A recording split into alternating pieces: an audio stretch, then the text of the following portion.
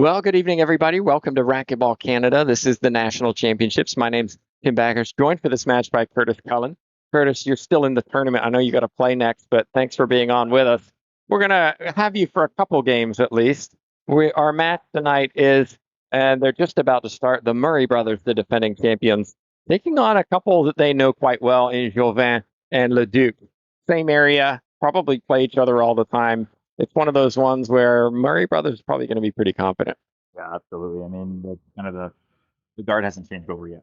So I mean, with Sam being as phenomenal as he is as a doubles player in the first place and playing the tour full time, and the fact that him and his brother have won two, three, At least two. two national titles together, it's I think they're pretty confident going into this. All right, well, let's turn to the action. The Duke is the one with the ball at the moment. Jauvin, this will be his third match of the day. He put in a lot of time on court earlier today in a battle to get to the quarterfinals of singles, and then really capitulated against Iwasa, who was in fine form. Yeah, I never did see any of the match. I think I was playing at the time, and by the time I saw the scoreline, it was over. But this is doubles, and doubles is a little different. You don't have to cover so much court necessarily, and Leduc and Jauvin really have nothing to lose here. No, not at all. Oh, It's still live. Tommy seems to be okay. Yeah, goodness. Now let's hope that isn't the start of, maybe a little bit of trauma from how it's been here in the past of wetness. Hopefully that was just a fluke kind of slip.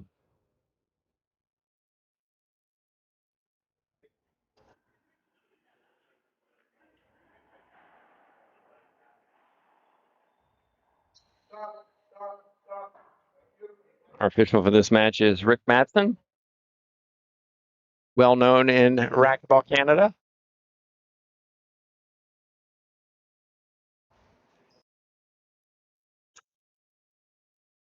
Nice shot, Leduc.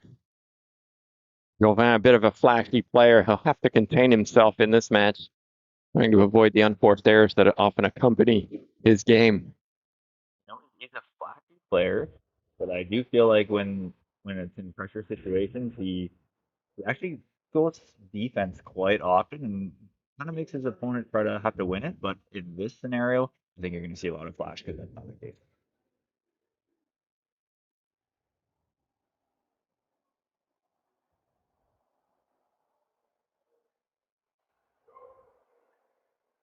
And I think when you're playing the Murray brothers, the defending champions, the longer the rallies, the more at risk you are of losing the point, just because their game is a little bit elevated to their opponents in ranking anyway. Yeah, and I feel like the Murrays are okay with chaos because they're in such good control. Whereas they love to hit the wide angles, right? That's a doubles specific thing, and I just feel like you kind of maybe have two singles players on one side and a really good doubles team on the other side, and you're going to see more angles. Oh, you see an angle there, so.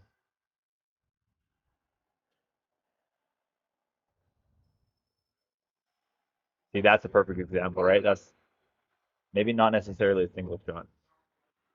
I don't know. Leduc and Jauvin like a bit of crazy too. Come on. Oh, yeah, that's very, very true. I mean, this could get fun.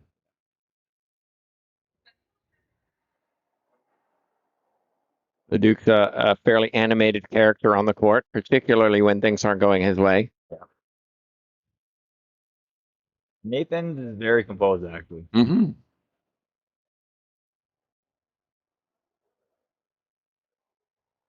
That's so good from Samuel Murray. Watch this. Made it look very simple.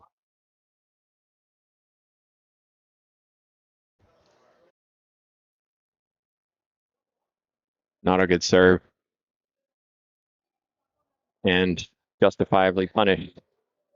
Ball came way off from Jauvin.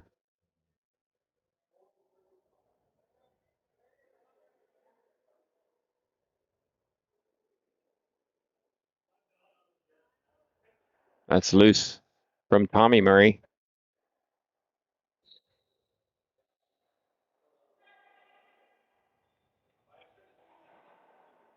Good ball from Leduc. Tell me this, Curtis. Put yourself in the corner of Leduc and Jauvin.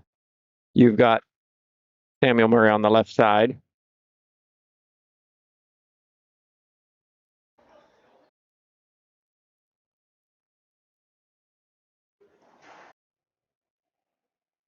I'm going to say, before you even finish your question, the strategy is going to say, hit it over to Tom. They got it. So let me finish. Let me finish then. Yes, that's part one.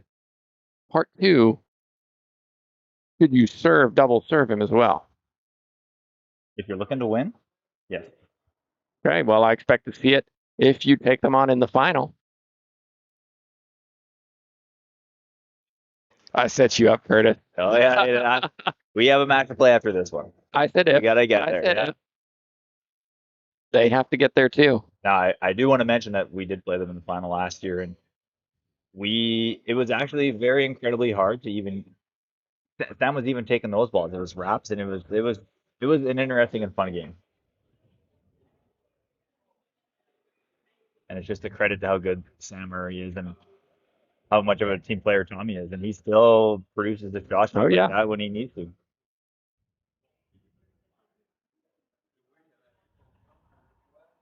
He's serving 5.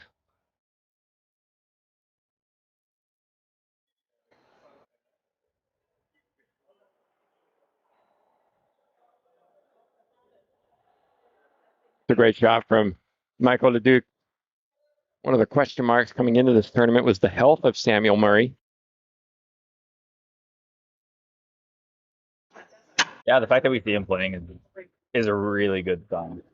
He obviously definitely had that injury when he was away at the Pan Ams because he was completely out of the tournament. As soon as it happened, I was kind of talking to him. He said, as soon as it happened, I knew I was done. There was no way I was getting back into it. And then the question mark was just, how bad is it? And the fact that we see him here 2 months later means that it thankfully was not too bad.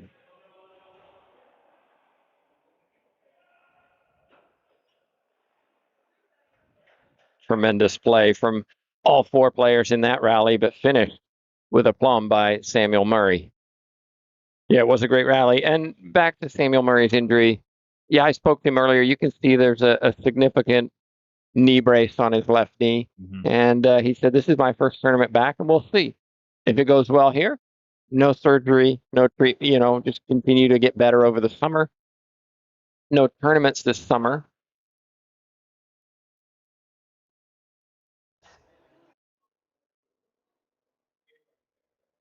And there goes the game. No tournaments this summer, so it allows him more time to heal and get ready for the fall season, which includes IRT, obviously, and Pan Am Games. But if the question marks still arise from this tournament, he said, maybe I'm looking at surgery this summer, and again, time to recover. Mm-hmm. Speaking of time, we'll take a time out here. It's the Murray brothers who claim the first. We'll be back for the second.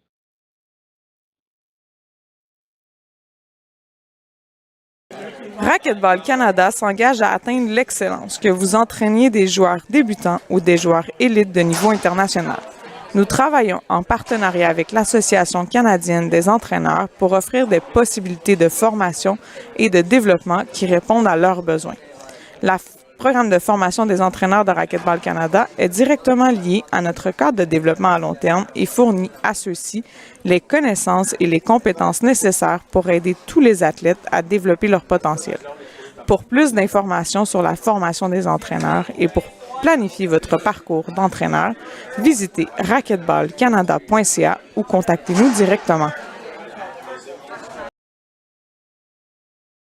Racquetball Canada is committed to excellence, whether you're coaching those who are first-time players or those who compete at the elite international level. We work in partnership with the Coaching Association of Canada to provide coach education and development opportunities that fit the needs of our coaches.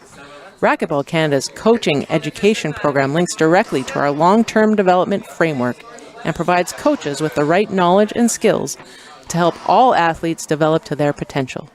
For more information about coach education and to plan your coaching pathway, visit racquetballcanada.ca or contact us directly. And we're back live.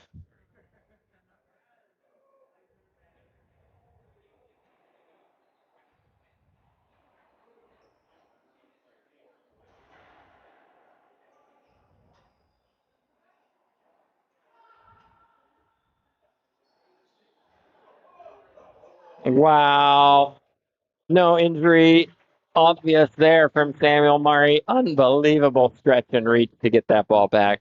Things like that win championships. Yeah, I mean his ability to dive. You see, I mean, I actually want to talk about his diving technique. So when Samuel dives, when Montoya dives, they get in a ready position and they launch from that position off that left foot, and there's no steps prior to that. And I've noticed that, and whereas we would try to maybe get there with our feet and then dive, they commit to that dive right off the explosive kind of jump, which is it's hard to do. Well, we're looking forward to you demonstrating in our next match on air.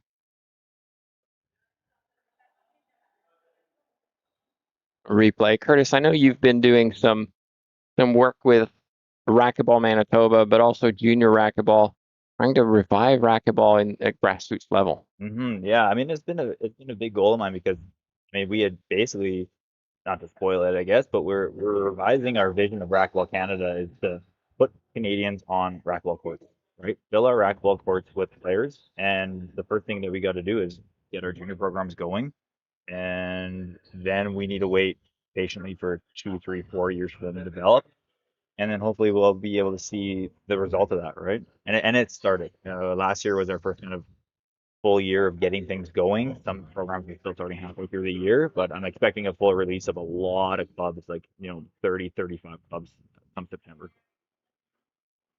Swing and a miss from Leduc on the right side, and a point for Murray. Murray, 3-0. How many racquetball clubs do you have in Canada? So I mean, a club is a Facility. yeah, it's a loose term because some of them only have one court. So it's really difficult to do something off of one court, but I would say we do have 40 to 50 clubs with at least one court. And the problem is in a lot of those places, we don't have a coach. I mean, we have players, but they're not willing to take on the role and responsibility of it's a lot of work. That's a lot of work. A lot of something going. Great shot, Leduc. A lot of paperwork too. Yeah. Right, to be an official coach, to go through the training and standards that are required. It's not simple, but at the same time, it's necessary. Absolutely. Yeah, and I want to say we're a few years ago we were 10 years behind. I mean, it's really tough to start now when there's nothing, and you can see it through our age divisions. 16 and under, we have a few very good players. Very good players. Ooh. Take another look at this, everybody. Jauvin. Oh, I'm hoping that was just in the bottom. Leduc says no way you can call an avoidable hinder. Samuel Murray. Waiting for someone to take a picture of that one with. But while we wait for Jauvin to recover from that, that's going to leave a mark. He's up at least. He's up at least, and he's moving. Yeah, you have all these clubs. The challenge for anybody with a racquetball court is how to get people on that court and stay on that court. Yeah. Because a lot of people walk past, see it, and keep walking. Yeah. How do we change that? So, I mean, we've taken on a few projects. I mean, I feel like we have the tools now for Racquetball Canada. We've developed our batch program. We've developed our inflatable court program. We've developed a multi-bounce program along with a community coach program. And we have our batch, a batch program workshop with it. I mean, and the next step that we have to do is we have to start working with those programs that are coming up and give them guidance because they don't know how to do it, right? So, I mean, the inflatables are just a fantastic way to get people started. They eat that first touch. And then from there, we hand out handouts, throwing them into, hey, let's join a 2-week intro program that starts next week, right? Low commitment. And then if they like that, you got them hooked. Good hands. Tremendous hands from Murray. He's just taking control of this second game.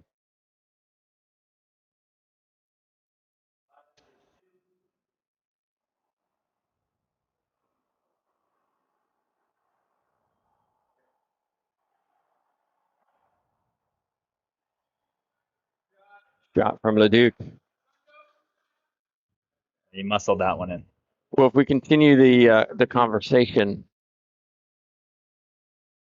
participation in racquetball tends to be higher for men than women. Yeah. Significantly higher.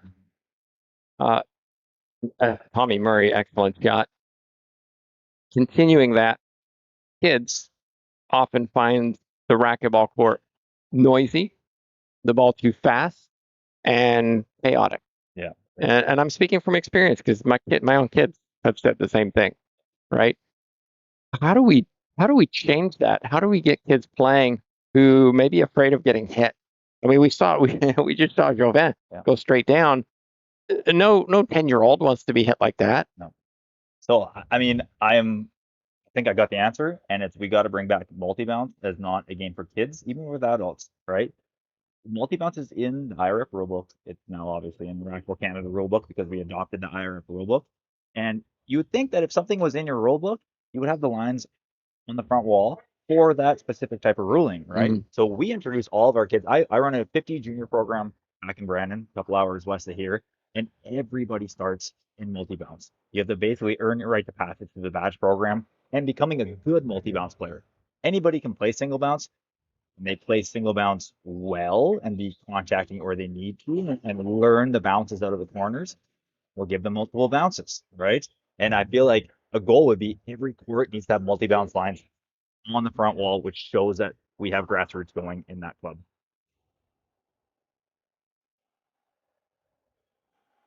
Clean winner for Murray on the right side. Another point. 9 serving 2.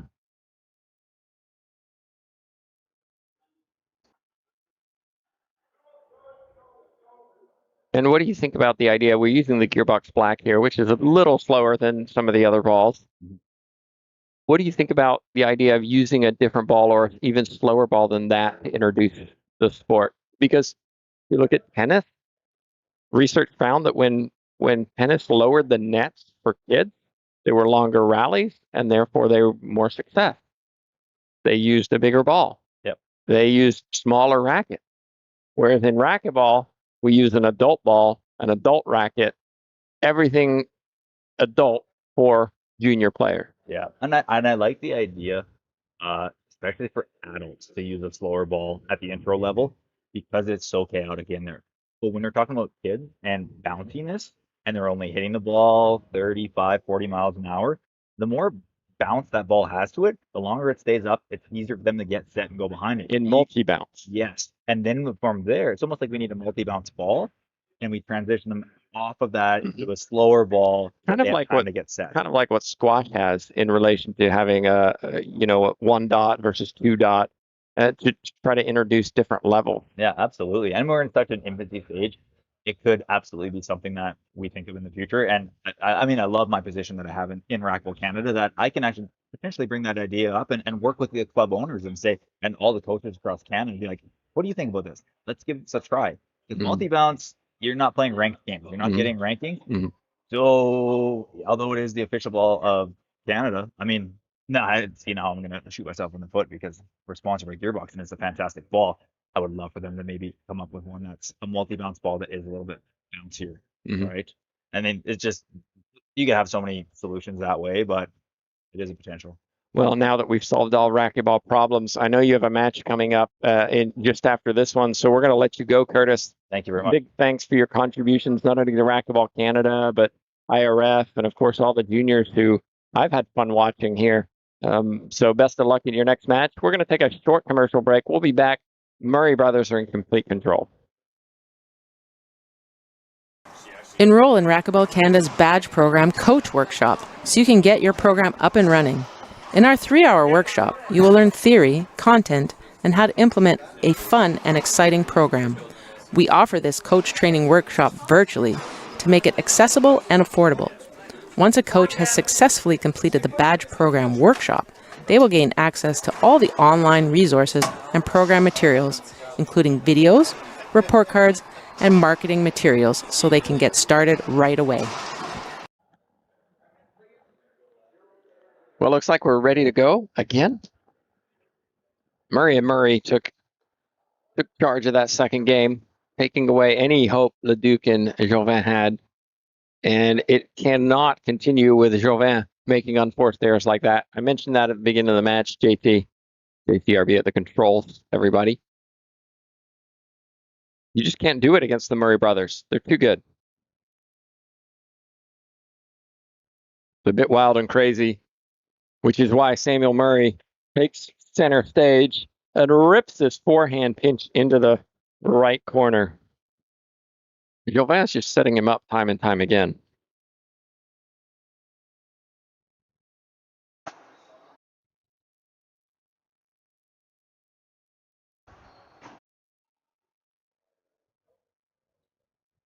That time, Tommy Murray not able to drag that ball off the back wall. Up out. 2-1.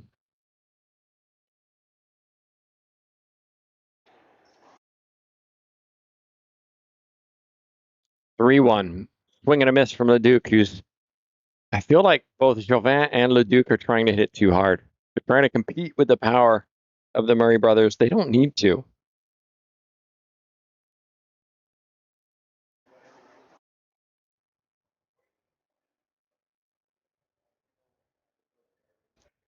You're not going to overpower the Murray brothers, so you don't need to hit it back harder than they hit it to you. You need to hit it with the skill that you have wherever it will do them The most harm. the most exercise, Oh, my goodness. Drop it in that back right-hand corner when they're expecting it to come halfway out.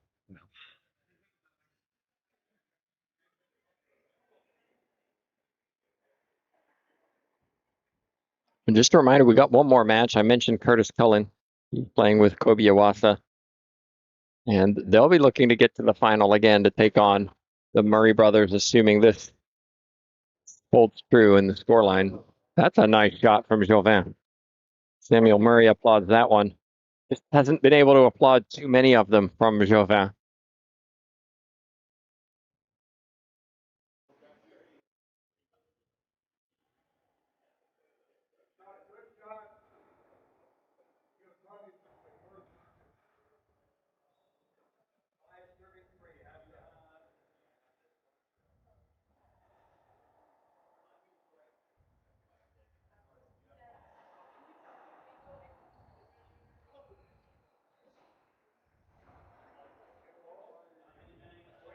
Rare skip ball from Samuel Murray.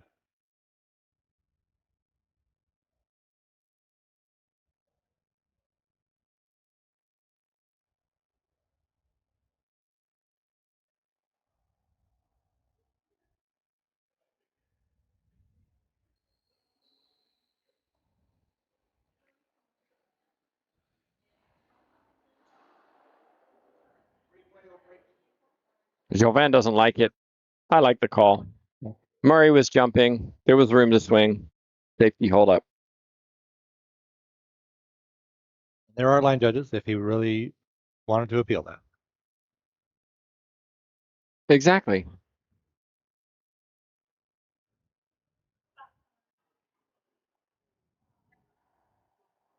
Oh, Jauvin. That's a key component of his game that has to improve, which is that mobility, that speed to get that next ball back. It goes back to, you mentioned the line judges. It goes back to when Jauvin got hit and Leduc was so irate that that was called an avoidable hinder. Did you see an appeal, JT? I did not. I did not either. Well, Leduc is just hitting hard right now. 7-4. Murray brothers posting at the moment, getting to another final.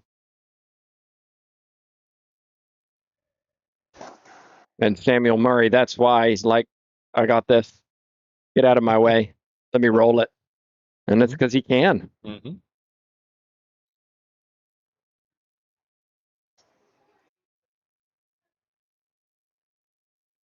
Last match of the evening, Cullen Iwasa taking on Lee Connell and Trevor Webb. That, I think, is going to be probably the match of the day. I'm calling it, JT. Oh my gosh, are you kidding? Samuel Murray. As I said yesterday, JT, I'm not sure anybody has a better backhand than Samuel Murray. De La Rosa, maybe.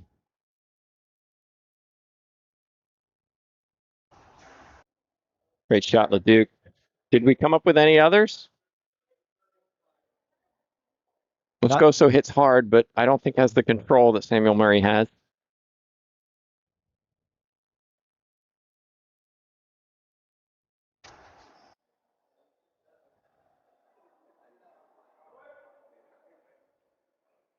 Samuel Murray stopped it and then told the ref we're doing a replay.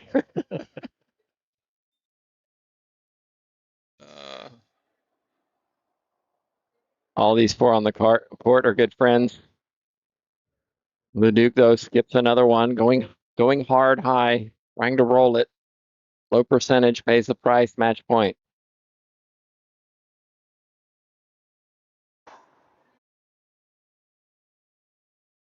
Beautiful shot for Murray to close it out. They win it 11-6, 11-3, 11-5. Congratulations to them.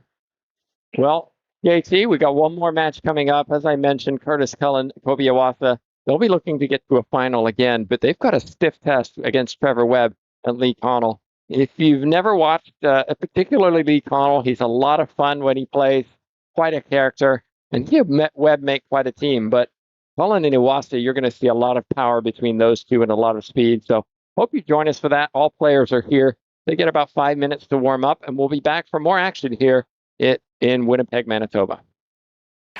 We acknowledge the financial support of the Government of Canada. Nous reconnaissons l'appui financier du gouvernement du Canada.